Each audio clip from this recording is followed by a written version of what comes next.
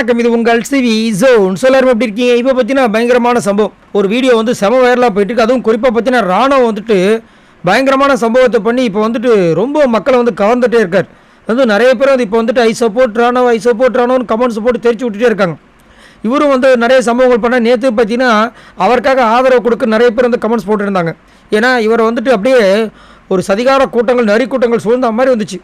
அவரை போட்டு பொழக்கிறாங்க, பொலன்னு பொழக்கிறாங்க, மக்கு பையான்றாங்க, உனக்கு மண்டையில் ஒன்றுமே இல்லை, நீ ஒரு டாஸ்க்கை பண்ணுறது வக்கு இல்லை, அது இதுன்னு போட்டு பொழந்தாங்க. இப்போ ப்ரொமோ 4 வந்துச்சு. அதுலேயும் பார்த்தீங்கன்னா ராணுவ போட்டு கலாய்ச்சாங்க, தர்ஷிக்காக பேசின விஷயங்கள்லாம். ஆனால் அது எல்லாமே ப்ராங்க்ன்ற ஒரு விஷயம் வந்துருச்சு, அது வேறு விஷயம். இப்போ வந்துட்டு இந்த கிளாஸ் ரூமில் இருக்கும்போது ராணுவம் வந்துட்டு நம்ம சௌந்தர்யாவோட முகத்திரையை கிழிக்கிற மாதிரி ஒரு விஷயத்தை பண்ணியிருக்கார். சம்பவம் என்னையா சொல்கிறீங்க அப்படின்னா, இந்த மாரல் சயின்ஸ் டீச்சர் இருக்காங்க பாருங்கள், மாரல் சயின்ஸ் டீச்சர் இதான் நம்ம பிக் பாஸ் கூட கலாச்சாரம் ஜாக்லின். அவங்க வந்துட்டு நீங்கள் சொல்லுங்கள், யாருக்குன்னா ஏதாவது மாரல் சயின்ஸ் சொல்லணும் அப்படின்னா நீங்கள் சொல்லுங்கள் அப்படின் போது நம்ம ராணுவம் என்ன பண்ணுறாரு, ஒரு விஷயம் சொல்கிறார். என்ன சொல்கிறாருன்னா, பல நாள் திருடன் ஒரு நாள் அகப்படுவான் அப்படின்னு சொல்கிறார். யாருக்கு அப்படியே சௌந்தர்யாக்குன்றார். சௌந்தர்யா ஷாக் ஆகி பயந்து திரும்பி பார்க்குறாங்க, என்னது நானா அப்படின்னு. சரி, அவங்க ஷாக்காக வராங்க, ஜாக்லினும் ஷாக்காக வராங்க. ஏன்ப்பா அது அவங்களுக்கு கொடுக்குறேன்னு சொல்லிட்டு கலாய்க்கிறாங்க. இது வந்து மாரல் சென்ஸை, இது வந்து குரல்ன்ற மாதிரி அவங்க வந்துட்டு ஏதோ ஒன்று சொல்கிறாங்க. அதுக்கு உடனே வந்து சௌந்தர்யா வந்து கலாய்க்கிறாங்க. தெரியல உங்களுக்கு, கொஞ்சம் பதட்டமாயிட்டாங்கன்னா அவங்க ஆப்போசிட்டில் இருக்கவங்களை வந்து ஆஃப் பண்ணுறதுக்கு ட்ரை பண்ணுவாங்க.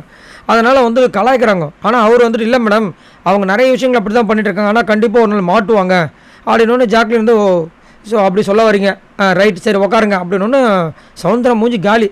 ஆனால் நிறைய பேருக்கு வந்து இதுதான் வந்து டவுட்டாகவே இருக்குது. ஏன்னா ஸ்டார்டிங்லேருந்தே பார்த்தீங்கன்னா எல்லாருக்கும் ஓட்டு பார்த்தீங்கன்னா ஏற்றமும் இறக்கமும் அப்படி மாறி தான் வருது. இப்போ தர்ஷிகா ஒரு டைமில் வந்துட்டு அதிகமாக ஓட்டு வாங்கினாங்க, இப்போ சுத்தமாக டம்மியில் போயிட்டாங்க.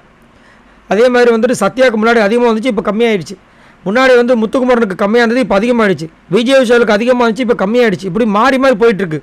ஆனால் இவங்களுக்கு மட்டும் ஒரு ஏறுமுகமாகவே இருக்குது. அது எப்படி எப்படி எப்படி எப்படி ஏன்னா ஃபஸ்ட்டு 2-3 வாரம் வந்து ஒரு டாஸ்க்கும் பண்ணல, எல்லாமே தெரியலை, புரியல, இப்படி தான் சொல்லிட்டு இருந்தாங்க. அவங்களோட தாரக மந்திரமாக இருந்துச்சு. 4வது வாரம் ஆரம்பித்தாங்க. இப்போ வரைக்கும் சூடு அப்படியே இப்போ கொந்தளிக்குது. இப்போ இதுக்கு காரணம் என்ன அப்படின்ற மாதிரி விஷயங்கள் நிறைய பேருக்கு டவுட்டாக இருக்குது. அதை இங்கே அவர் சொல்லி பேசும்போது சௌந்தர்யாவுக்கு ஒரு ஷாக்கிங்காக இருந்துச்சு. ஸோ நீங்கள் உங்களோட கருத்தை சொல்லுங்கள்.